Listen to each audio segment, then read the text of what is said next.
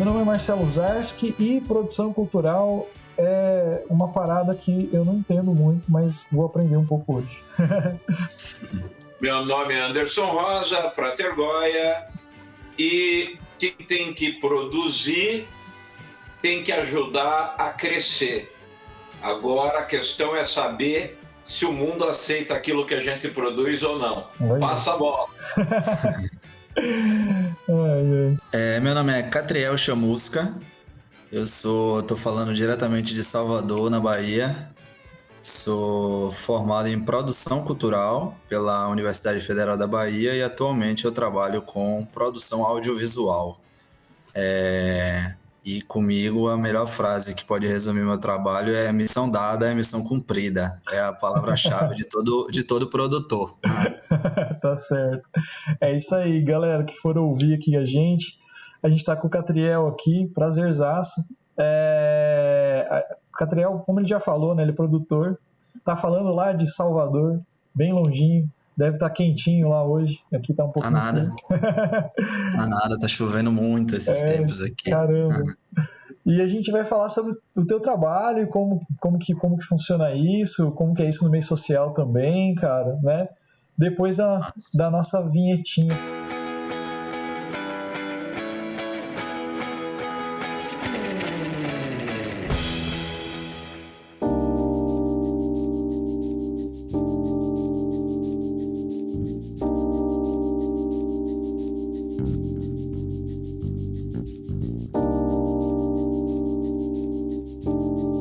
Assim, o Catriel, mano, sinceramente, eu sei muito pouco sobre produção cultural, assim, no sentido do que é produção cultural. Porque a gente acha que produção cultural muitas vezes é fazer um evento, vamos dizer assim, e tem muita coisa por trás disso, né, cara?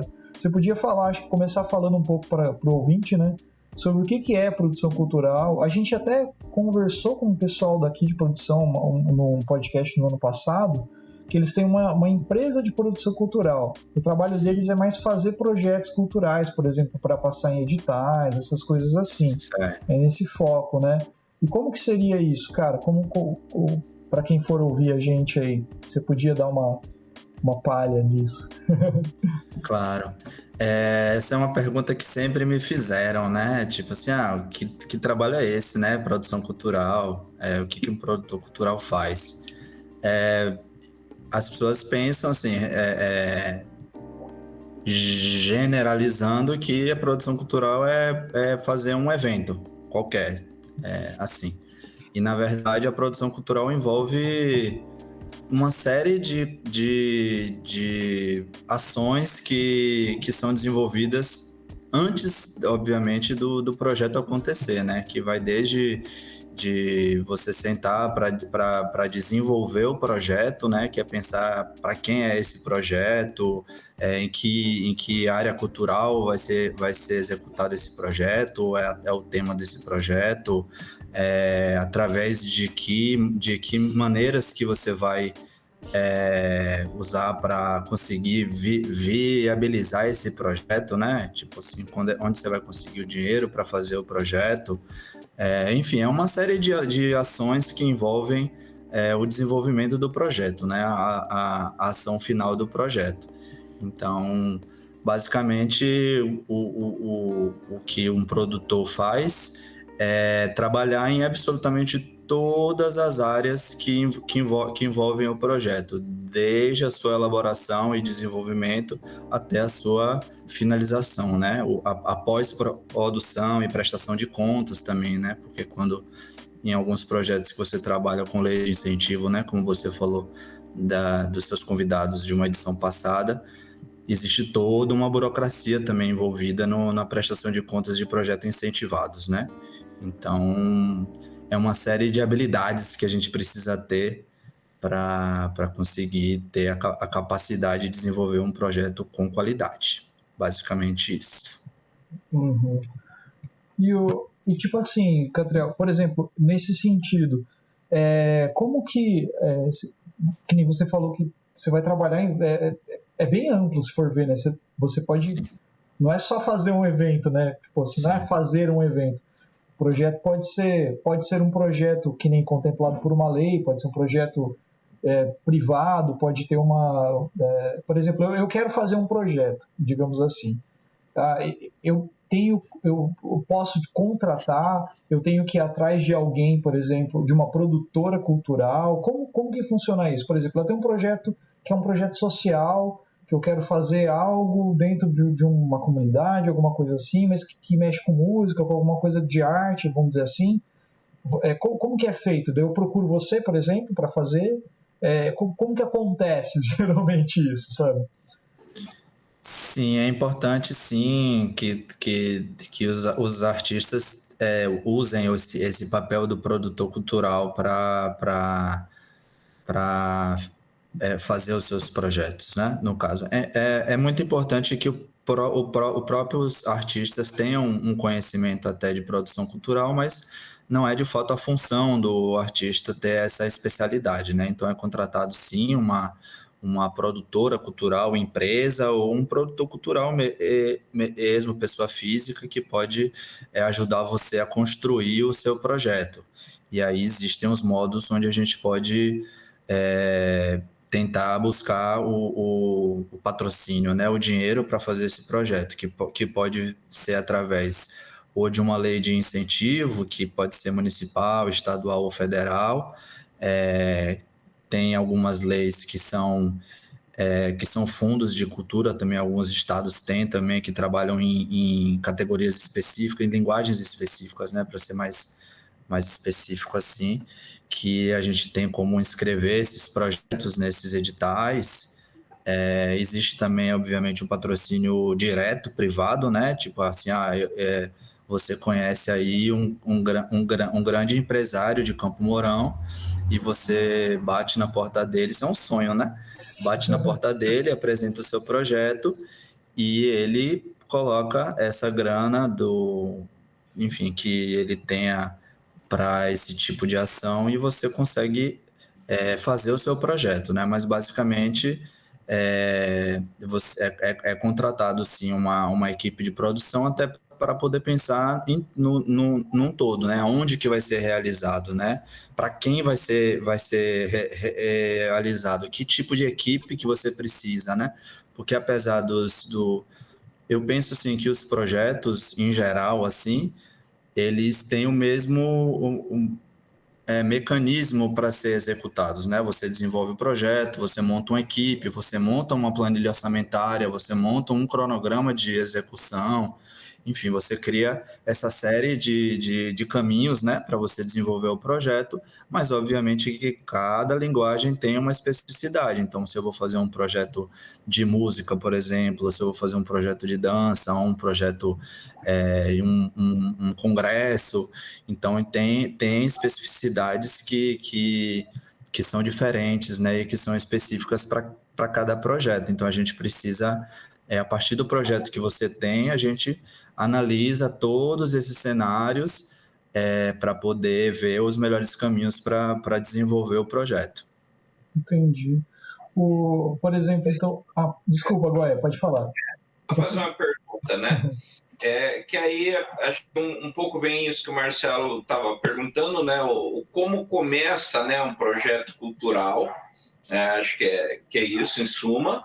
Você já falou um pouco, mas aí eu pergunto para você, e eu vou contextualizar até para o ouvinte, né? Assim, como é que você identifica num projeto cultural que é cultura? O que é cultura, né? Isso é super abstrato. Então, eu até falo isso porque você tem aquele pessoal, por exemplo, o Bolsominion lá, que estava, né, teve aquelas peças, né, aquelas produções, que tinha lá o pessoal, por exemplo, andando em círculo, nus, né? E daí o pessoal estava questionando a natureza da performance. Então para eles isso é cultura, né? Então, por exemplo, quando a gente pensa num projeto, você tem que definir se isso cabe como um projeto cultural ou não. Portanto, como que é feito esse crivo? Você que trabalha com isso, como é que escolhe um projeto que você diz para o cara, esquece que isso não vai funcionar, ou isso não é área da cultura, é uma outra coisa que você vai pesquisar, porque isso vai envolver verba, né? E você sabe se isso tem potencial, entre aspas, de ser vendida a ideia ou não, né? Como é que funciona? Basicamente eu penso assim, que a cultura, na verdade, ela está envolvida em todos os nossos meios sociais, né? De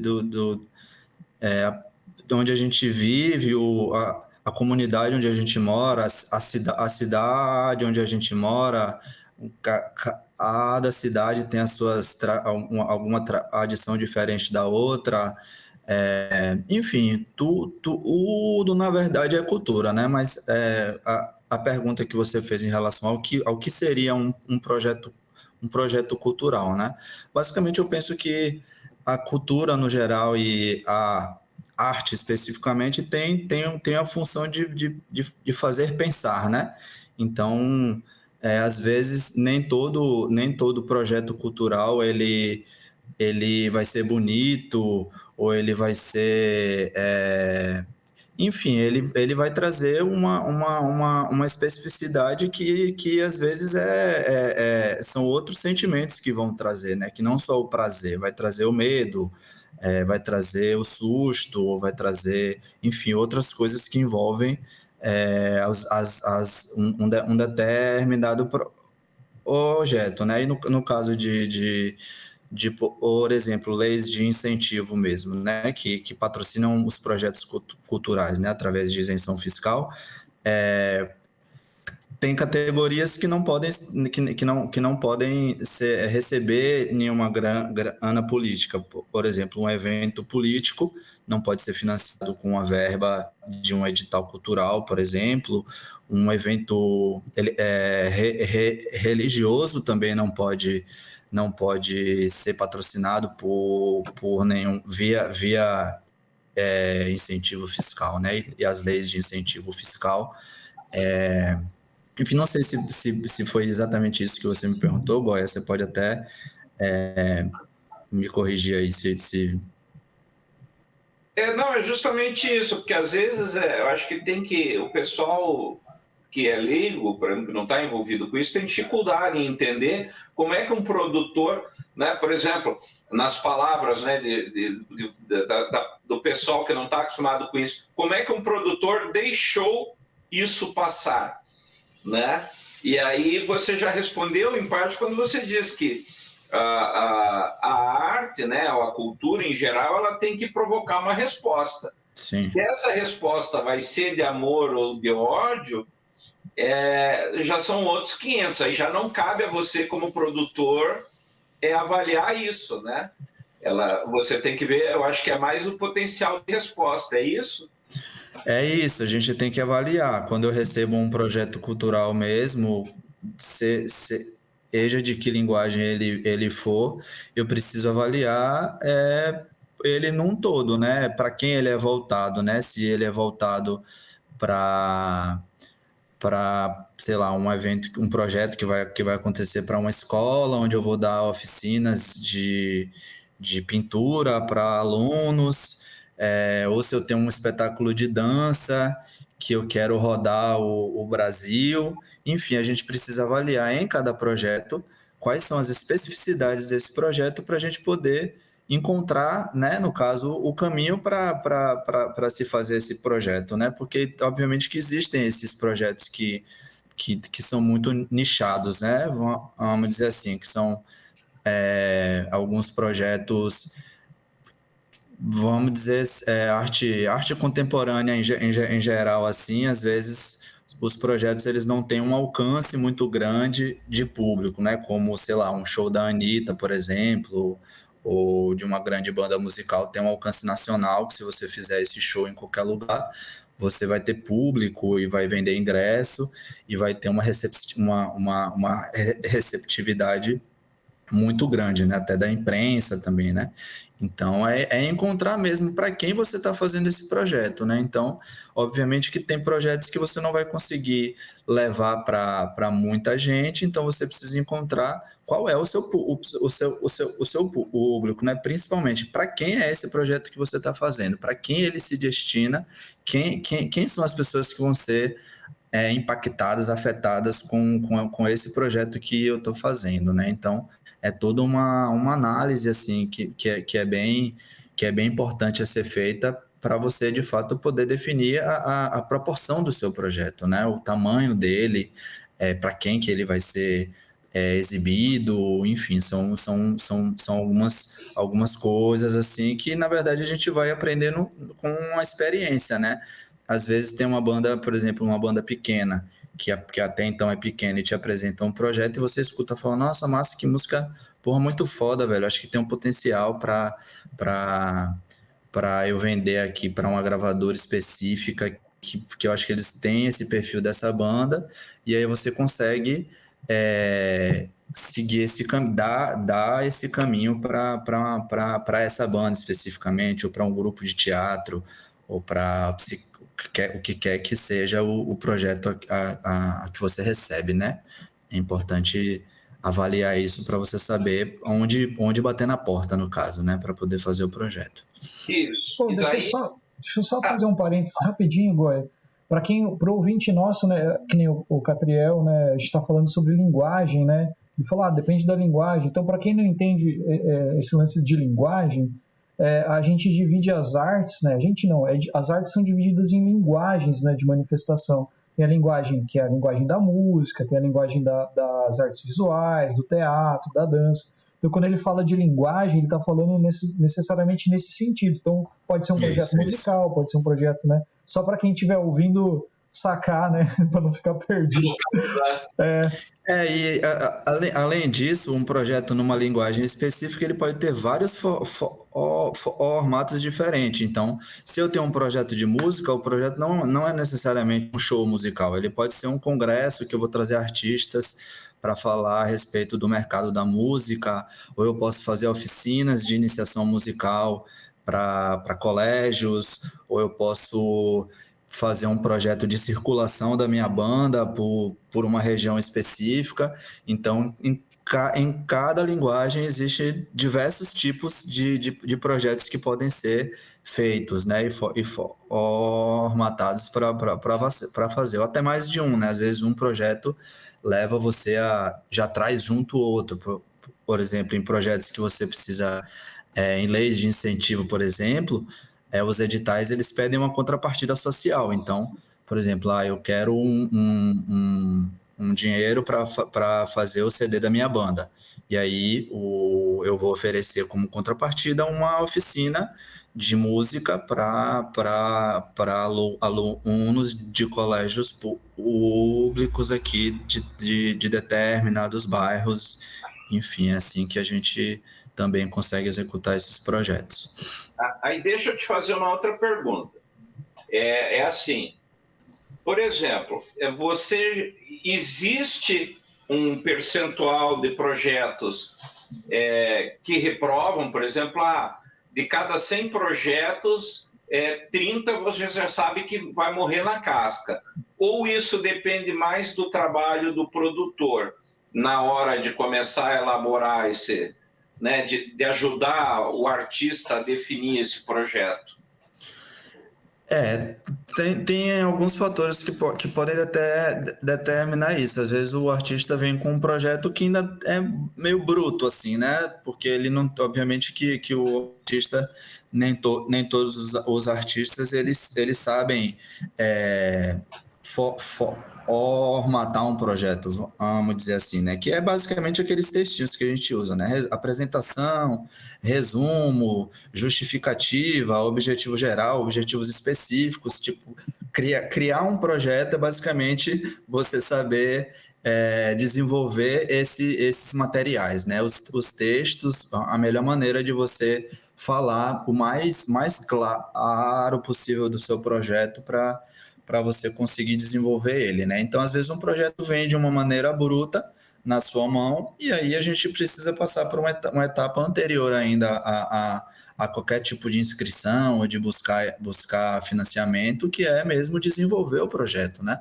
Olha, eu acho que isso aqui vai funcionar, eu acho que isso aqui já não funciona, eu acho que isso aqui é para determinado público. Então, existe esse tipo de projeto, né? Que você precisa, às vezes, dar uma lapidada nele para você conseguir,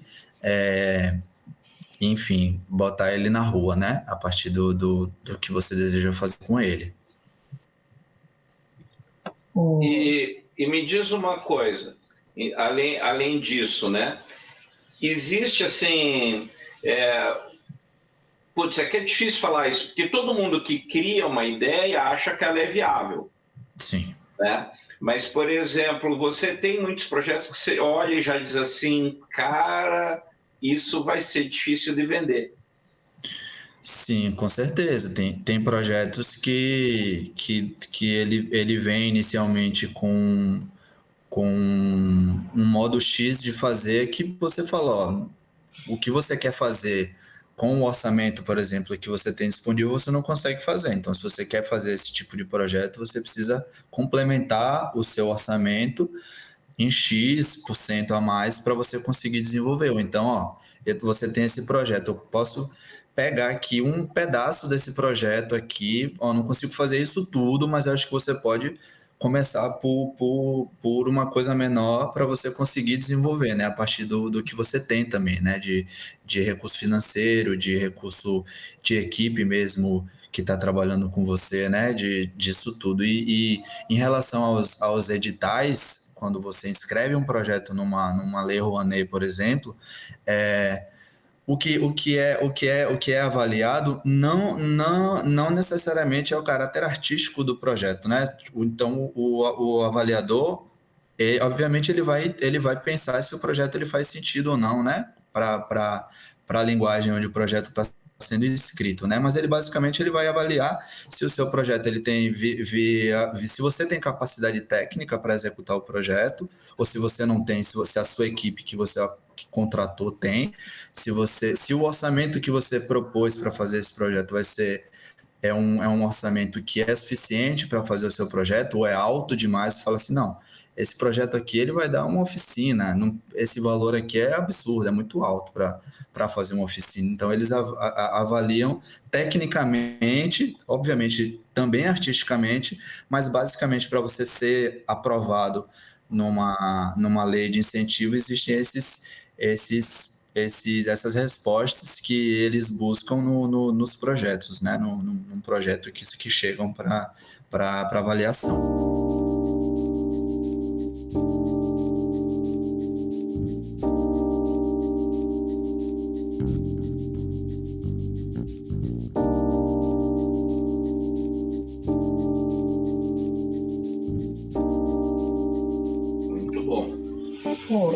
Falando de, assim, eu quero voltar naquele assunto da linguagem lá, né? Ótimo. Mas assim, pode falar. Então, pegando esse lance que a gente estava falando da linguagem, por exemplo, você falou que trabalha mais com produção audiovisual, né? Existem produtoras nesse ramo, né? Nesse meio, ramo é uma parada também, meio, né? Sim. Existem, por exemplo, produtores que trabalham só com produção musical, só com dança, só com produção audiovisual. Como que é isso, por exemplo? E como que você que escolheu, você fez a faculdade, você falou, não, quero fazer isso. Ou a faculdade te deu um caminho, aonde você fez? Como que é, cara, esse lance? Então, respondendo a sua pergunta em relação a essa pergunta, né? Você é produtor de quê? Obviamente que as pessoas elas têm as áreas de artísticas onde elas se identificam mais, né? Então, eu gosto mais de trabalhar com dança, ou eu gosto mais de trabalhar com produção musical, né? Produção de banda. Não, eu sou produtor de banda, produzo aqui 5 bandas e tento executar os shows dela e tudo. Então, vai muito do perfil do produtor, né? Obviamente que penso eu, né? No meio da produção cultural em geral, a gente não escolhe muito aonde trabalhar, né? Então a gente, é o que eu falei, missão dada é missão cumprida, né? Então, eu fui chamado aqui para fazer um seminário. Eu não tenho, não é a minha cachaça eu fazer congresso ou fazer coisas mais institucionais ou fazer, enfim, esse tipo de evento, né? Então, existem os direcionamentos vai muito mais do que a pessoa se identifica, né? Artisticamente, o que ela sente prazer em fazer mesmo, né?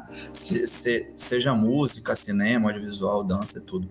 No meu caso, especificamente, eu nunca fui um produtor de uma coisa só. Eu já fiz produção cultural, assim, de tudo que você possa imaginar. Já fiz produção de espetáculo de teatro, já fiz produção de espetáculo de dança, já fiz show musical, já fiz festival de música com diversas bandas. Hoje em dia eu trabalho com audiovisual, com projetos para TV e cinema, já trabalhei, enfim, no meu caso especificamente, eu me considero um produtor. E tenho uma experiência em diversas áreas, né? Então eu trabalhei muito tempo numa produtora aqui em Salvador chamada Dimente Produções, que eles trabalham com arte contemporânea, né? Com projetos mais voltados a artes cênicas, né? Hoje em dia eles já têm outros projetos em outras linguagens também, né? De livros também, enfim, outras coisas que eles já estão desenvolvendo, né? Mas nessa produtora, por exemplo, eu trabalhei em todas as funções possíveis, inclusive funções técnicas, assim, né? Já operei luz, já operei som, já trabalhei com montagem, com contrarregragem, enfim, eu digo que eu gosto de aprender. Se eu não sei, não sabe, aprende. Você já trabalhou com tal coisa? Não, nunca trabalhei, mas estou aí, me diz como é o caminho que eu preciso fazer aqui para eu poder trabalhar, né? Em relação ao curso de produção cultural, na verdade, um produtor cultural não precisa ser formado necessariamente, né? E, obviamente, que grande parte aí dos produtores que existem no Brasil, no mundo e tal, não são formados, né? Porque o curso de produção cultural mesmo superior, vamos dizer assim, ele é recente no Brasil, né? Obviamente que existia oficinas, workshops, essas coisas menores, né? Que a gente acaba fazendo na vida para ir aprendendo as coisas, né? Que a gente tem interesse em fazer, né? Mas no caso do curso mesmo de produção cultural lá da UFBA, acho que ele deve ter tipo 15 anos agora, ou pouco menos. Eu posso até estar errado, né? Se alguém estiver ouvindo aí que for estudante, né?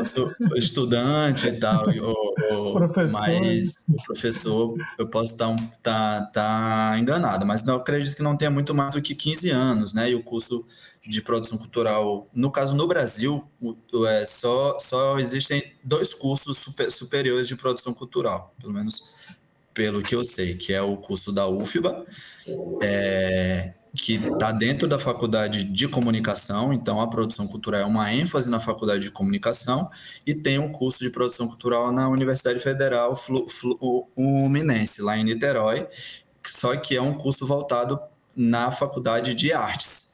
Eu até acho que tem muito mais a ver um curso de produção cultural dentro de uma faculdade de artes, no caso, do que numa faculdade de comunicação, né? E no caso do curso que eu fiz na faculdade de comunicação aqui da UFBA, eu sentia uma dificuldade muito grande, assim, na faculdade para você se capacitar de fato como um produtor cultural, você precisa trabalhar, fazer estágio no começo da faculdade, já começar a fazer estágio, entrar num teatro, sei lá, em alguma produtora cultural que você trabalhe de estagiário, ou que você vai fazendo freelas e você vai ganhando a sua bagagem, né? Porque na faculdade é basicamente mais teoria do que prática. Existem poucas matérias efetivamente práticas na faculdade. Na faculdade lá de Niterói, não. Na faculdade lá de Niterói, a cada semestre você tem várias matérias que são práticas mesmo, né? Você faz eventos, você estuda mesmo as teorias culturais e tudo. Então, eu penso que a faculdade de comunicação é uma área meio acadêmica, assim, né? Para quem quer trabalhar com gestão cultural, talvez, é ótimo. Para quem quer trabalhar numa secretaria de cultura, numa fundação cultural e tudo, no Ministério da Cultura, enfim. Existem os caminhos que são melhores a partir da faculdade, né? Nas disciplinas que a gente tem, porque eu já me formei há 10, 12 anos, desde 2014, 8 anos que eu já me formei. Então, obviamente, muitas dessas matérias podem ser, esse currículo já foi atualizado e outras matérias podem ter sido inclusas, né? Mas na minha época de faculdade era basicamente um curso muito de comunicação, né? Que você tem matérias práticas, de teorias e tudo, mas a prática mesmo do fazer cultural eu tive trabalhando. Eu comecei a estagiar, o meu primeiro estágio, de fato, em produção cultural foi no Teatro SESI aqui de Salvador. Trabalhei lá 2 anos como estagiário e foi a partir dali, uma coisa foi levando a outra, mas eu já trabalhei desde teatros até a Secretaria de Cultura mesmo aqui de Salvador, eu trabalhei também, mas na minha carreira profissional eu trabalho em produtoras culturais, é o meu trabalho, eu desenvolvo em produtoras culturais, né? Hoje numa produtora audiovisual. Então, só para finalizar, a dica que eu dou para qualquer estudante de produção cultural vá atrás de estágio. Trabalhe, porque é através do estágio que você vai que você vai aprender as coisas, aprender as linguagens, aprender o que é iluminação, aprender qual que é o papel da iluminação no espetáculo, qual é o papel da luz no espetáculo, qual é o papel de um operador de som, qual que é a importância de você ter um conhecimento de uma estrutura de palco para você poder dimensionar o tamanho determinado, enfim, são práticas que você vai tendo, obviamente, só no fazer artístico mesmo e trabalhando. Então, se você é produtor cultural, está estudando produção cultural e quer ser produtor cultural mesmo, comece a estagiar, vá procurar trabalho em produtora, em teatro, enfim, se envolva mesmo, porque é o melhor caminho para fazer contatos também, né? Então, muito network que eu tenho aqui em Salvador hoje, eu tenho através desses trabalhos, né? Desde pessoas de órgãos como a Secretaria de Cultura, por exemplo, até um técnico mesmo, né? Aquele cara da montagem que aluga um andaime para, sabe? Tipo assim, então é importante você ter um escopo de conhecimento, assim, que você só vai ter fazendo mesmo, trabalhando. Mão na massa. E deixa eu te fazer uma pergunta, né? Por exemplo, existe, para ser produtor, existe a necessidade de você ter um discurso maior, por exemplo, como é que eu posso colocar isso? Digamos, você se engaja com alguma causa ou eu me engajo projeto por projeto? Exemplo, eu só pego projeto cultural que faça, que tem a ver com o nosso momento político atual. Eu só pego projeto que tem a ver com ajudar, sei lá, crianças carentes.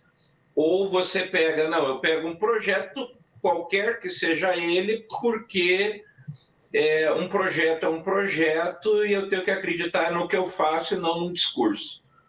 Como é que fica isso na tua cabeça? Eu acho que isso vai muito da pessoa mesmo, né? Se a pessoa, por exemplo, ela, sei lá, é uma pessoa de esquerda que ela é chamada para fazer uma campanha política, por exemplo, que de um candidato, sei lá, um cara do PSL, né? O ex-partido do Bolsonaro. Então aí você avalia, porra, eu vou ganhar um bom dinheiro fazendo uma campanha política, porque é muito dinheiro que você ganha fazendo campanha política. Mas eu vou estar dando a minha força de trabalho para uma proposta política que eu não acredito. Então aí você faz. Eu estava pensando exatamente isso. Você vai vender sua alma pro diabo. Então você fala assim: foda-se, é isso. Eu preciso trabalhar, preciso ganhar dinheiro. Vamos lá, vou pegar essa campanha aqui e não vou postar em nada, não vou deixar ninguém saber que eu estou trabalhando nisso para não me queimar.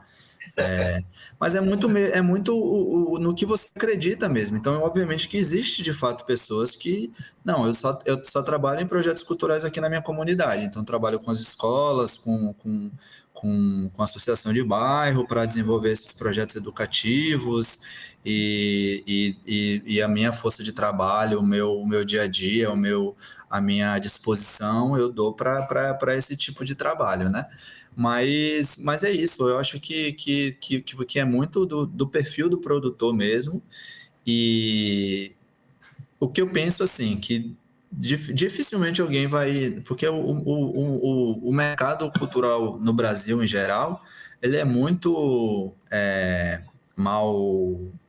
Como posso dizer? Mal incentivado, né? Vamos dizer assim, se eu puder usar uma palavra aqui que veio na minha cabeça, mal incentivado. Então, os produtores culturais não têm um sindicato que é fortalecido, né? Como, por exemplo, a categoria, sei lá, dos professores, ou enfim, outras categorias que existem sindicatos que falam assim, o piso de trabalho aqui, de grana que você ganha é esse aqui, se você e categoriza, né, as funções que você executa, e o mínimo de dinheiro que você pode receber por um trabalho é esse. Se a empresa não te pagar isso, você pode processar, enfim, e seguir os seus direitos nesse sentido, né? No meu caso, por exemplo, que sou produtor cultural, existe sim um sindicato, que é a Sindicine, que é muito forte e muito unida, no caso, né? E existem os sindicatos, os regionais, municipais, enfim, que são muito... O meio do audiovisual, em geral, é um meio muito bem organizado. Então, você tem muito mais possibilidades, vamos dizer assim, para você executar um trabalho que você gosta, com uma remuneração que você acha que você merece receber. E às vezes com a produção cultural em geral. Por exemplo, eu só fui trabalhar de carteira assinada como produtor depois de, sei lá, uns 7 anos dos 10 que eu trabalho. Depois de 7 anos é que eu fui ter o meu primeiro trabalho com carteira assinada, que eu tinha lá que eu recebia por hora extra, recebia por trabalhar final de semana, recebia por trabalhar talvez em outra cidade. Então, já existia um modo mais tranquilo, vamos dizer assim, de se trabalhar, né? Que você tem o seu seguro lá, você está assegurado, né? O seu trabalho está lá assegurado. Mas, infelizmente, a realidade da produção cultural no Brasil não é assim, né? Então, às vezes você pega um trabalho que você vai ganhar pouco.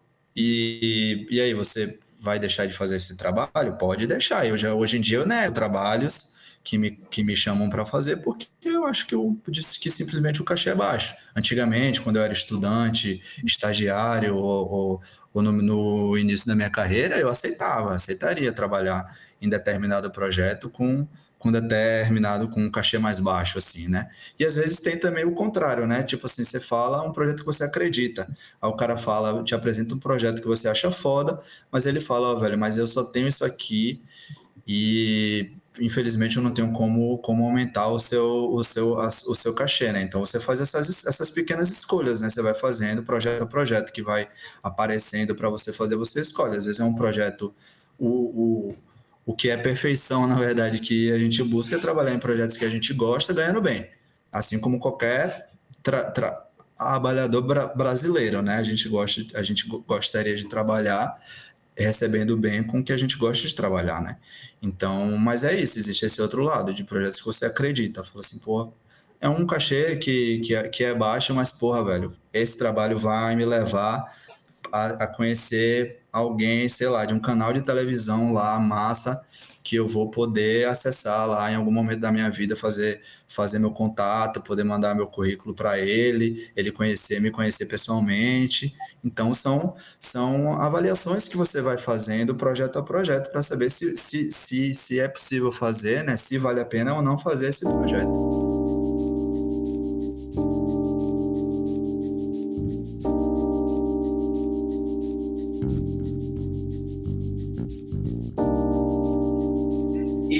Diz uma coisa, no Brasil a gente vê que os projetos, no geral, pelo menos a gente tem a impressão, pelo que é colocado aí na mídia, de que a cultura sobrevive do incentivo do governo, né?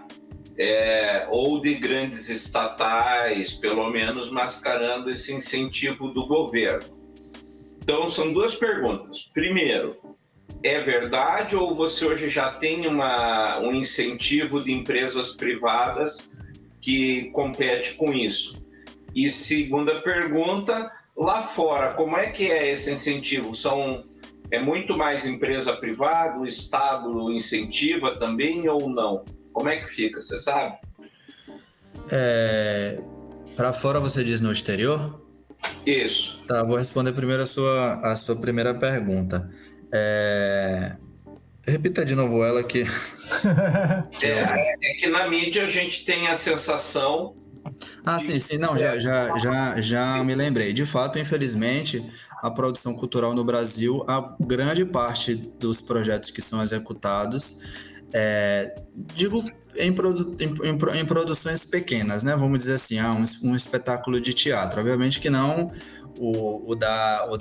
daquela coreógrafa famosa lá de São Paulo, que tem a Helena Coker, não sei nem se ela é paulista e tal. O Cirque du Soleil, que já são mega eventos e tal. Mas a produção cultural em geral, para, sei lá, pequenos e médios produtores, infelizmente, a maior parte assim dos incentivos mesmo são via leis de incentivo, né? Então, dificilmente você vai conseguir pegar o seu projeto embaixo do braço e bater na porta de um empresário pedindo para simplesmente ele dar o dinheiro para você fazer o seu projeto, né?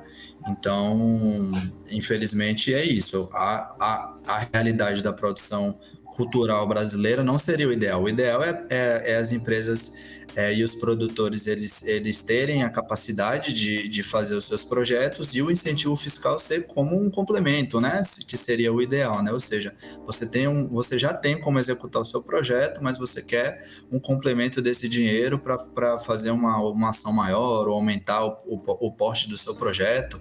Então, isso que seria o ideal, né?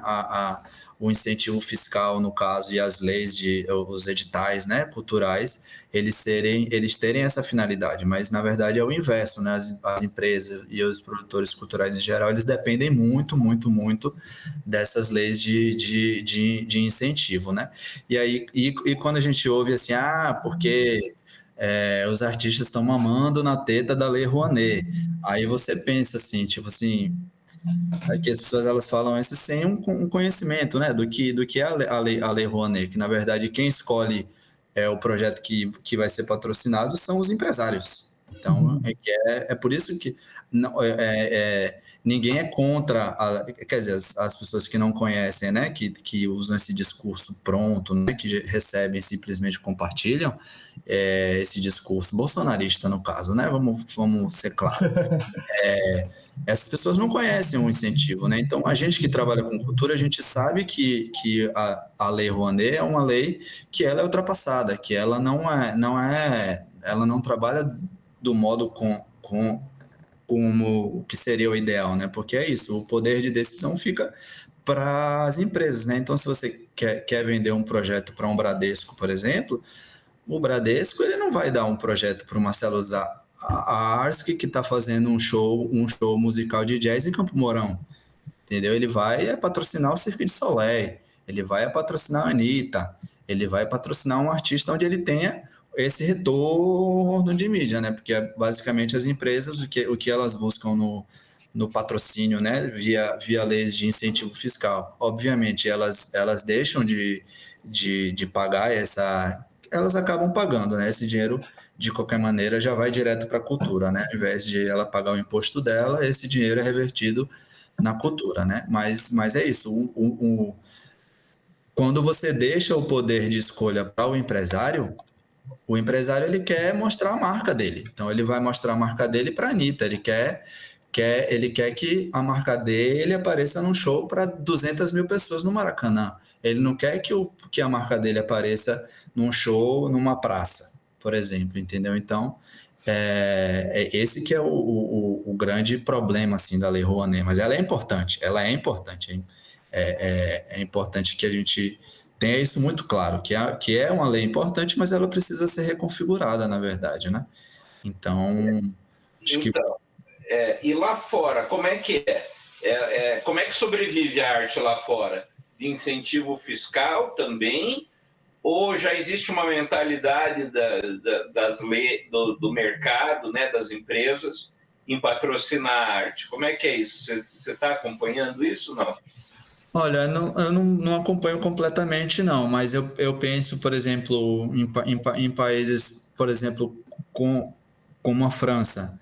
Ela já tem uma política cultural que é muito antiga, muito antiga, muito antiga. Enquanto o Brasil ainda engatinhava, eles já tinham as políticas culturais, tudo. Eu acredito sim que deva existir também é, é, esse tipo de mecanismo, né, de incentivo fiscal também. Não sei como é que funciona, porque aqui eu sei que existe a isenção fiscal, e lá não necessariamente seria uma isenção fiscal, enfim, não sei exatamente, dependendo de país a país, de cidade a cidade, tem a sua própria política cultural, né, porque também não existe só as leis de incentivo, né, ou seja, quando você busca um dinheiro de um patrocinador. Existem os fundos de cultura, por exemplo, que são uma grana já do governo lá no orçamento anual lá dele, ele tem um valor X para cultura. Então ele pega esse valor X e ele transforma em editais culturais. Então, que não necessariamente você precisa ir atrás de uma empresa para encontrar esse dinheiro para patrocinar, não. Aí são os editais que eles chamam de, aqui, pelo menos na Bahia, setoriais, né? Que em cada setor existe o seu edital com um orçamento específico, sei lá. Então, para música tem um edital que vai contemplar 10 projetos, para cinema tem um edital que vai contemplar X projetos, então existe isso. E também essa coisa dos patrocínios via empresas mesmo, a maior parte da concentração desses patrocínios estão no eixo sul-sudeste, né? Rio, São Paulo, que a gente chama Rio-São Paulo, né? Que é onde está o boom das as cidades, assim. Então, é onde tem os maiores investimentos, vamos dizer assim. Obviamente que eu não vou cometer esse pecado de dizer que lá é que culturalmente é maior, muito pelo contrário. Cada cidade tem a sua especificidade cultural e tem os seus incentivos, né? Os seus editais e o modo como um gestor ele lidar com a cultura, né? Porque no Brasil, por exemplo, a primeira coisa que um presidente de direita, por exemplo, faz, quando, por exemplo, a Dilma sofreu o impeachment e o Temer entrou, a primeira coisa que o Temer fez foi acabar com o Ministério da Cultura. Então a cultura é sempre o primeiro lugar. Para que eu vou dar dinheiro para artista vagabundo para ficar fazendo putaria em universidade? Eles têm essas coisas na cabeça, né? Que eles reproduzem. Então a primeira sempre assim no Brasil. Um dos primeiros setores que vão sofrer é a cultura. E aí, respondendo a sua pergunta agora, em relação aos outros países, eu já vejo de um modo diferente em muitos países, eu dei o exemplo da França, por exemplo, porque lá sim a cultura é muito valorizada. E existe muito dinheiro roda, incentivo direto do governo para projetos culturais, para rodar culturalmente, para a cultura se desenvolver, né? Para que os grupos não fiquem reféns só de um modo de financiamento, né? Que eles tenham um leque, assim, que ele possa ir de um incentivo fiscal, ou que ele tenha uma grana suficiente em caixa para executar um projeto, ou que existe também uma política de conscientização da plateia também, né? Então, você conscientiza a população de que a cultura é importante, de que é importante consumir cultura, né? Então, as pessoas, não vou para tal evento porque é muito caro. Por que não, esse ingresso aqui, por que não tem meia? Tipo assim, você paga meia para ir no dentista? O advogado tem política de meia, de uma carteirinha de meia entrada, por exemplo, você paga metade do preço na farmácia, no mercado. Então, por que não? Por que não pagar o ingresso? Se você não senta no bar e gasta 100 conto numa mesa de bar, mais 50 de transporte e passa o seu final de semana, por que você não pode dar um dinheiro para incentivar o artista, né? Então, é muito difícil se viver de bilheteria, né? O ideal seria se os artistas, em geral, conseguissem viver de bilheteria mesmo, tipo, fizer lá o seu espetáculo para 200 pessoas no valor que você acha justo, que paga a sua equipe, que paga o seu elenco, que paga a infraestrutura que você vai precisar, e você tenha um dinheiro, obviamente, um lucro, né? Um dinheiro para você, porque ninguém trabalha de graça, né? A gente não trabalha de graça, então os incentivos culturais não tem que ser simplesmente para eu zerar, recebi 100, vai voltar 100 para pagar as contas. Não, se eu recebi um X valor, um valor é meu, porque eu sou o produtor, eu que desenvolvi o projeto, pensei no projeto, fiz tudo, então eu mereço ser remunerado também, né? Eu tenho que pagar a minha equipe, tenho que pagar o teatro que eu aluguei, tenho que pagar tudo, mas eu tem que sobrar um dinheiro também para botar no caixa da minha produtora para eu conseguir trabalhar, né? Então, é muito difícil viver de bilheteria, porque a população no Brasil, em geral, tem esse eu só vou para evento de graça. Só vou para evento de graça. Eu adoro evento de graça também, acho massa, uma meia entrada também e tal e tudo. Fiquei morrendo de dor no coração quando eu me formei, não tinha mais direito à meia entrada, mas enfim, mas nunca deixei de ir para um show. Se é um show massa, de um artista massa que eu gosto, por que não pagar para assistir esse show? Se eu fico gastando dinheiro para comprar uma roupa, para comprar outras coisas que me dão prazer também, por que não pagar também para consumir? Eu acho que tem várias coisas. Você fez vários apontamentos muito bons, assim. Isso aqui já dá mais uma hora de conversa. Só Dá. tudo que você me suscitou. Mas, assim, eu acho que tem várias coisas que a gente tem que considerar, que eu acho que o próprio brasileiro, ele ainda não se acostumou a ser um consumidor de cultura. Isso, exatamente. E aí não é culpa de gestão governamental, né? É culpa do povo mesmo, que, por exemplo, não sabe... É a velha história. Você olha para o Marcelo, né? Ele fala, o que você faz? Eu sou músico, tá? E você trabalha com o quê? Exatamente. Né? Eu danço, né? Tá, e trabalha com o quê? Mas o que você faz para comer? Então, sim, o brasileiro ele ainda tem dificuldade em interpretar a arte como uma profissão. Não, vê a cultura como entretenimento, na verdade, né? Simplesmente. E você sabe, eu tinha uma empresa de manutenção de equipamento, né, de computadores e tal. E aí, óbvio, a gente fazia formatação, montava rede, tinha tudo isso, né? E aí, quando você dava o orçamento para o cara, quanto que sai para pôr a rede aqui no escritório? Vai sair, sei lá, 5 mil. O quê? Tudo isso? Porque tem que passar cabo, vai levar tanto tempo, né? Vai tantos metros. Aí você tem todo o orçamento, né? Aí o cara, não, mas está muito caro isso. Por quê?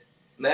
Porque o cara está acostumado a ter computador para ver joguinho, para entrar no Pornhub, no Sex e no Facebook, e para ele é entretenimento. Ele não consegue enxergar aquilo como um trabalho de alguém. E a música ou a dança, você ouve para se divertir. Então, se o cara está ali se divertindo, como é que ele quer cobrar isso? Ali é só o produto final, na verdade, né? Um disco que você está ouvindo é simplesmente o produto final, mas a infinidade de pessoas que trabalharam para você ter um disco no seu Spotify lá, para você ligar no seu ônibus quando você pega, isso, é exatamente o que você falou. As pessoas não sabem que o valor da cultura, né? Da arte e cultura em geral, né? De se trabalhar com cultura. Então, fala assim, mas nossa, mas que show caro é esse que você tá fazendo, velho? Não é isso, tipo, você precisa pagar uma locação lá, um teatro onde você vai executar o seu show, ou um lugar onde você vai fazer sua peça de teatro. Você precisa pagar o transporte da sua equipe para se locomover, você precisa pagar alimentação para sua equipe, o cachê da sua equipe que vai trabalhar, você precisa pagar assessoria de imprensa, assessoria de comunicação. E também as pessoas elas não entendem que, na verdade, a cultura ela gera muito dinheiro. A cultura ela é maior do que muitas indústrias. Não vou saber dizer especificamente qual, mas acho que traz mais dinheiro do que a indústria têxtil, por exemplo, né? Mais do que o turismo também. Então, o Brasil ele arrecada mais com cultura, com arte, do que com turismo. Então, e é isso. E num projeto cultural só que é realizado, você cria milhares de empregos diretos e indiretos, porque você tem os empregos diretos que você gera, que é o quê? O cara que trabalha com o ator que está trabalhando com você, o seu músico, o seu técnico, o seu road, o seu técnico de som, de luz. Mas você movimenta o transporte, porque você precisa contratar um transporte, uma van para você se locomover, você precisa comprar sua passagem para você ir para outro estado, você precisa pagar você precisa pagar hotel para essas pessoas em outras cidades que elas não moram. Então você movimenta outros mercados que não são os culturais, mas que estão envolvidos diretamente com cultura, transporte, alimentação, hospedagem, enfim, uma série além de outros trabalhos, tipo assim, o cara que vai trabalhar na manutenção do espaço, lá varrendo, recolhendo lixo e fazendo um trabalho desse, que as pessoas veem como menor. Tipo assim, vê aquela pessoa como, ela tá trabalhando para... A minha aqui não dá muito valor. Não, velho, aquela pessoa ali, ela tá trabalhando, ela tem... Cada profissional, ele tem a sua importância numa cadeia que é muito grande de profissionais que trabalham. Você não é simplesmente você e sua banda e que vai fazer o show. Se você quiser, você vai fazer sua live. Se você quer fazer um show eu comigo mesmo, você vai fazer a sua live, tocar seu violão, montar seu aparelho de som do seu lado e você vai mexer em tudo, beleza. É um modo de fazer, principalmente na pandemia, que as coisas estão sendo remotas e tudo. Inclusive, existem outras categorias de projetos agora que a gente teve que se adaptar também por conta da pandemia, né? Talvez, não sei se a gente fale disso hoje, mas enfim, as pessoas precisam entender que de fato é isso, não existe a classe artística em geral, ela movimenta uma economia no Brasil em muitos setores que fazem parte e que recebem esse dinheiro de volta. Então, não existe nenhum dinheiro dado na cultura. Todo dinheiro que é incentivado, seja via edital, seja o que for, todo esse dinheiro volta. Ele volta porque você precisa prestar contas, você precisa desenvolver atividades que são relacionadas a esse projeto com suas contrapartidas. Então, não existe nada de graça. Nenhum artista recebe um dinheiro de graça. Às vezes, sim, se você tem um pai rico que vai dar um dinheiro para você fazer o seu evento, beleza, mas no geral, assim, todo o dinheiro que é investido em cultura, ele volta ainda maior do que ele for investido.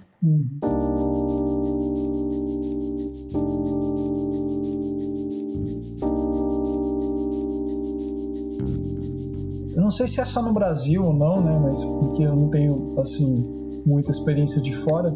Mas assim, como o público ainda tem essa consciência de que de meia, que é um direito, tudo bem e tal, mas assim de não valorizar, eu quero dizer assim, o trabalho cultural, né? O trabalho de um artista, alguma coisa assim. É um fato que eu sempre percebi.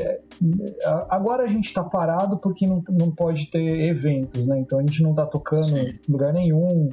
mas a gente já fez evento, cara, no teatro, por exemplo, aqui, de apresentação, de show, que, cara, o valor mínimo, R$10, vamos dizer assim, e o teatro aqui, você conhece aqui, né? Não sei se você chegou a conhecer o teatro, mas assim, então, o teatro é super grande, é um teatro bom, os técnicos são bons, assim, o equipamento é legal, dava para ter bastante público, vamos dizer assim, cara, eram uns eventos que não davam, tipo, quase ninguém, cara. A gente fez um evento uma vez que deve ter dado, sei lá, 30, os amigos, né? Os amigos, tipo, família e tal. E as pessoas têm, tipo assim, pô, R$10, cara, é menos do que ser um chopp, um lanche que você vai pagar 20, 30 reais. Não vale nada R$10 hoje, né? Então, se você for ver. E, cara, tipo assim, é uma coisa, assim, de público mesmo, sabe? Das pessoas não irem. Eu vejo cinema aqui, por exemplo. A gente bateu um papo com a dona do cinema há um tempo atrás, que até vai sair um episódio, ou já saiu, se você estiver vendo esse programa depois, ouvindo, né? E ela falou, né, tipo assim, que tem filme que atrai muito público, tem filme que não, mas é um hábito ir no cinema, né? Tipo, você vai buscar alguma coisa, não é só um entretenimento, você vai para se divertir às vezes, mas você vai querendo ver algo, sabe? E como o trabalho dela ali, né, tipo, já linkando para uma outra coisa que você estava falando assim, como que não é só o filme ali, o resultado. Cara, envolve tanta coisa, tipo, ela tem que pegar o filme da produtora, dos estúdios, ela tem que repassar a grana pro estúdio, ela tem que ficar com aquele filme durante tanto tempo sendo exibido. Se ela pega um filme legendado, por exemplo, não dá bilheteria, para ela não compensa, ela tem que pegar dublado porque dá muito, mas sabe, várias coisas. Aí a pipoca, que ela falou até assim, que a pipoca é o que mais sustenta o cinema, porque as pessoas vão e consomem as coisas, aquele dinheiro que entra da pipoca, vamos dizer assim, é o dinheiro que ela consegue pagar conta, que ela consegue... Então é tanta coisa envolvida, cara, tipo assim, que as pessoas não valorizam, né? Reclamam às vezes de, R$10, ou então assim, poxa, é só R$10, meu, tipo, né? Ou quando você vende, né? A gente está lançando um trabalho nosso, eu e o Barça de duo, e a gente vai fazer uma ideia assim, tipo, diferente das pessoas adquirirem a mídia, os arquivos, né, digitais com toda a arte em PDF, tudo bem feitinho assim, para pagar um valor mínimo, sabe? Assim, só para a gente tentar colocar assim, mostrar que, pô, isso aqui tem um valor, tipo, simbólico do nosso trabalho, sabe? Assim, do que a gente fez, o que a gente pensou, sabe? Disso daí, sabe? Para ver como é que vai acontecer, sabe? Então, você estava falando disso, né? O Goya também comentou ali, e veio um monte dessas coisas na minha cabeça, cara, tipo, de como que é difícil, eu não sei se é um problema, que nem o Goya colocou ali, talvez de gestão de governo, ou é um problema das pessoas, ou se é um problema muito maior que tem que ser ir trabalhando conforme o tempo, como é caso, tipo, de políticas de outros sentidos também, né?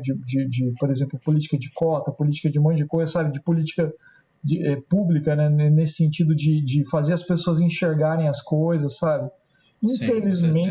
Infelizmente, eu acho que nesses 2 anos de gestão dessa nossa presidência, desse nosso governo, a gente perdeu muita coisa, né? E que vai demorar para conquistar de novo, né? O Ministério da Cultura não existe mais, o Ministério da Educação, sei lá o que está acontecendo lá, cara. Tem uns ministérios que criaram lá que não tem, né, bolhufas, que é só simbólico, sabe? Então muita coisa se perdeu, né? Acho que a gente vai, talvez, se a gente conseguir sair dessa, né, vamos dizer assim, talvez as coisas comecem a se encaminhar para uma outra coisa depois, não sei. Mas Sim, é isso. Só para deixar um pouco claro, não sei se ficou parecendo que eu sou contra a política de meia entrada, muito pelo contrário. Não. Acho que é importantíssimo. Tem que ter, sim, política de meia entrada, Sim. Política de meia passagem. Sou completamente a favor, né? Só fiquei um pouco sentido porque eu passei a não ter mais direitos. porque, né? Mas faz parte também, né? Então, eu acho que são importantes, sim, essas políticas, e como o Goya falou, que na verdade ele perguntou, né? Que se é um problema do governo, né? Do incentivo à cultura, ou se é das pessoas. Eu acho que se você pensar, por exemplo, na cultura associada à educação, que eu acho que deve ser a primeira coisa, se puder associar obviamente, né, a gente associa a cultura com diversas outras áreas, né, mas acho que a mais importante é você associar a educação, né, porque se você criar naquela criança da creche, por exemplo, que ainda está se desenvolvendo e desenvolvendo a crítica, né, se desenvolvendo criticamente, o modo de pensar e tudo, você mostrar lá para ela que ela é para ela conhecer as linguagens artísticas, ter as práticas de artísticas na escola e tudo, essa criança vai crescer com uma cabeça diferente, né? Ela vai entender o que é arte, o que é cultura e a importância disso, né? Então, quando a gente vê, por exemplo, o Bolsonaro fazendo um desmonte na cultura e na educação, não é por acaso, não é por acaso, porque está diretamente associado uma coisa com a outra, né? Porque essa população bolsonarista, né, que fala, bandido bom é bandido morto. Mas aí você fala, velho, você é a favor da política alimentar? Não, sou contra. Essa política social, para mim, é esmola. Aí você fala assim, tá, então, tipo assim, o bandido bom, o bandido, na verdade, né, que é chamado de bandido, ele é simplesmente a ponta final ali de toda uma sequência de coisas que ele não teve acesso. Ele não teve acesso a uma educação de qualidade para fazer ele se desenvolver, pensar criticamente na sociedade, pensar criticamente em quem ele está elegendo, na importância sabe, das coisas básicas mesmo, né, da vida, assim, né? Então, mas não, velho, se você incentiva lá uma aula de alguma atividade cultural numa escola, essa criança ela vai crescer, ela vai ter interesse em fazer música, ela vai virar um grande músico, ela não vai virar bandido, ela vai virar um artista, ela não vai virar bandido, ela vai virar um jogador de futebol, por exemplo, se você investe no esporte, ela não vai virar bandido, ela vai virar um advogado que seja, né? Se você for pensar em outros modos, né? De trabalho e tudo. Então, é tudo um processo, na verdade, né? Porque eu acho que o objetivo do governo é, de fato, criar cidadãos burros, assim, né? Que não pensem criticamente, que não critiquem o governo, porque a gente está vendo aí as pessoas criticando o governo e elas são intimadas pela Polícia Federal a depor, porque elas infringem a lei de segurança nacional. Tipo assim, como assim? Porque eu falei mal do governo? Não, eu só penso criticamente e estou avaliando que esse governo é ruim, porque ele é ruim, simplesmente. Não é porque eu votei em A, B ou C, entendeu? É uma coisa que vai muito, muito além. Se você é de direita ou se você é de esquerda. Obviamente que eu vejo que a esquerda, obviamente, ela trabalha mais essas práticas humanas, né? Vamos dizer assim, né? Do desenvolvimento social, enfim, essas coisas que estão envolvidas, né? Nesses governos de esquerda, né? Que a gente teve durante muitos anos e que foi o melhor período da cultura mesmo. A arte em geral foi o período que a gente teve mais crescimento cultural, assim, foi nisso, né? Então eu vejo, se um governo ele desmonta o Ministério da Cultura e o Ministério da Educação ao mesmo tempo, não é por acaso, não é porque ele precisa cortar um ministério para economizar, não, é porque ele quer formar simplesmente uma mão de obra. É aquele cara lá que não vai pensar em nada, que você vai dar uma coisa para ele fazer, ele vai fazer. Ou seja, tem um discurso por trás, né? Tem. Nada é por acaso. Nada é por acaso. Muito pelo contrário, é um projeto político mesmo. Eu acho que eu vejo claramente que é um projeto político. Viu, Gabriel? E acho que é uma coisa que é legal, não sei se você já assistiu, tem um filme chamado Trumbo, A Lista Negra. Né? Não assisti. E é engraçado porque, por exemplo, quando a gente pensa que aí talvez alguns ouvintes digam assim, aí eles estão se posicionando contra o governo, né?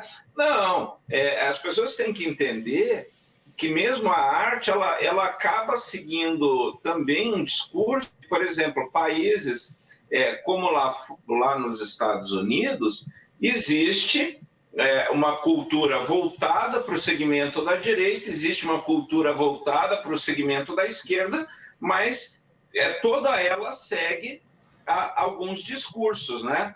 E nesse filme do Trumbo é muito interessante, que é uma história real. O Trumbo é o cara que escreveu o roteiro do Spartacus, lá dos anos 60, do comecinho de 60, né? E esse filme se chama Trumbo, A Lista Negra, tá? Um filme que talvez você ache fácil aí, e é muito interessante porque ele fala justamente de um período dos Estados Unidos, quando estava lá o cara do FBI, lá, não lembro lá, o fundador dele, o Hoover, que daí eles fizeram a caça aos comunistas, e daí eles pegaram e começaram a perseguir roteirista de filme que fosse vinculado a algum movimento de esquerda, né? E isso praticamente acabou com as produções de Hollywood, porque daí o governo só queria incentivar produções que fossem de direita. Sim. Né? E a gente tendo isso, só para situar o ouvinte, você teve a máquina de propaganda nazista, que Sim. levou a coisas absurdas, e se você não sabe, como diria o nosso amigo lá, da história lá, meu Deus do céu, o Bueno, né, o Edson Bueno, pelo amor de Deus, né, assuma a sua ignorância, porque o nazismo é da direita. Tá? Então, a máquina nazista que produziu aquelas barbaridades era uma máquina de direita. Ponto. Aprenda isso, vai estudar história. E Hollywood, nos anos 50, ali, porque o período cobre até 25 anos de história americana. Então, foram 25 anos que ou você tinha umas bosta de filme, e filmes todos com uma ideologia de direita, e não é porque era de direita que era ruim, mas é porque eles pegaram os melhores roteiristas e deceparam a mão, bem dizer, né? E muitos tiveram que escrever escondido, como é o caso do Trumbo, né? E aí vem justamente essa história. Fica muito claro ali que existe, sim, um discurso atrás de toda a produção cultural. Sim. Né? Só que muitas vezes lá fora, isso não só nos Estados Unidos, mas na Europa, você tem produções mais à esquerda, mais à direita, ou mais ao centro, ou até apolíticas. Né? Mas lá tem a diferença essencial é que lá existe espaço para todos os públicos. Sim. E não espaço que nem aqui. Olha, se você é de esquerda, a partir de 2019 você não vai ter nada. Que é o que tem acontecido. Era isso que eu ia falar, né? Se a gente trouxer isso para o contexto do governo Bolsonaro, é exatamente isso que está acontecendo. Por exemplo, se eu sou produtor de um filme, por exemplo, esse Marighella, por exemplo, que foi esse filme do Wagner Moura, ele sofreu muitos boicotes e muita burocracia da Ancine. Por quê? Porque ele fala lá do Marighella, ele traz questões que são muito polêmicas para quem é de direita, né, que são demonizadas, né, pela direita, né, pelo fascismo e tudo. Então, você não pode pautar, como você falou, você não pode pautar um projeto ideologicamente, e o que acontece hoje em dia é isso. Por exemplo, vou dar um exemplo bem prático em relação à Lei Rouanet, por exemplo, que a gente acabou de falar. A Lei Rouanet, ela vai ter agora uma pessoa, um cara do governo, que ele que vai avaliar os projetos. Ele, pessoa física, ele que vai avaliar os projetos. Ou seja, se eu inscrevi lá um projeto que fala sobre racismo, por exemplo, que traz essas questões que são importantes serem debatidas, né? Então, se eu trago um projeto que fala de racismo, se eu trago um projeto que fala sobre a cultura LGBT, se eu trago esses temas que fogem da família tradicional brasileira, eles não vão aceitar, eles não vão dar, eles não vão aprovar o seu projeto para você captar recursos do seu projeto se o seu projeto tiver um viés ideológico, que para eles é um viés ideológico. E para eles é absurdo aceitar. Exatamente. Então, o que tem acontecido, por exemplo, na Ancine, por exemplo, é um desmonte total em relação às políticas do audiovisual, assim, porque existem muitos projetos, e é isso, as pessoas precisam entender que a cultura, o papel da cultura é, de fato, fazer você pensar e refletir sobre a sociedade, refletir sobre a sua realidade, sobre a realidade do próximo, sobre a história de alguma coisa que resultou em algo que você vive hoje. Então, de fato, a cultura faz pensar, a cultura traz para todas as pessoas que consomem cultura a criar um senso crítico. Esse é o papel da cultura. Você não precisa gostar de uma banda, você não precisa... se você não gosta, você simplesmente não assiste, não vai, não paga o ingresso para ir. Se você não gosta de funk, não assiste o funk. Mas é importante a cultura do funk para as comunidades, para as favelas, para essa população que é um meio que eles têm para se desenvolver social e culturalmente também é o funk, sabe? São essas coisas. Então, se você pauta um projeto simplesmente porque eu não vou fazer esse projeto porque ele tem uma cena de beijo gay, porque o protagonista é homossexual, então não vou patrocinar seu projeto.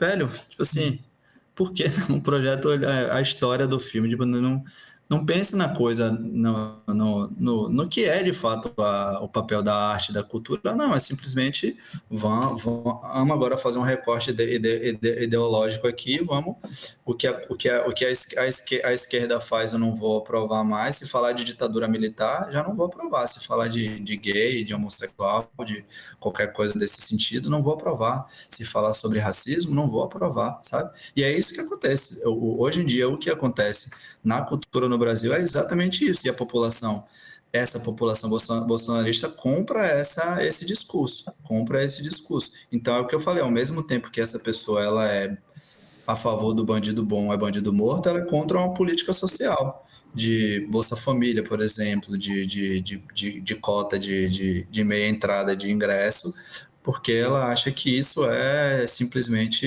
esmola, né? Mas não, é simplesmente você dar acesso, você possibilitar que determinadas pessoas enfim, e classes que não têm acesso à arte, você facilitar esse acesso, você eliminar os degraus, sabe? Tipo assim, não tem que ser um degrau subindo onde você precisa ficar subindo. Não, é para frente. Você tem que ser uma linha reta, sem obstáculos. Tem que ser igual, tem que ser acessível para todo mundo. Então, é por isso que são importantes essas políticas sociais, senão você vai criar simplesmente robôs que vão ficar lá. Eu sou o robô do Bolsonaro. Eu sou o robô do Bolsonaro. Fala qualquer coisa que Bolsonaro disser, eles vão falar. Eles não estão aí se Bolsonaro está roubando, se é contra a corrupção, como eles falavam, entendeu? É simplesmente, não, eu sou Bolsonaro e o que for contra Bolsonaro é contra mim. Então,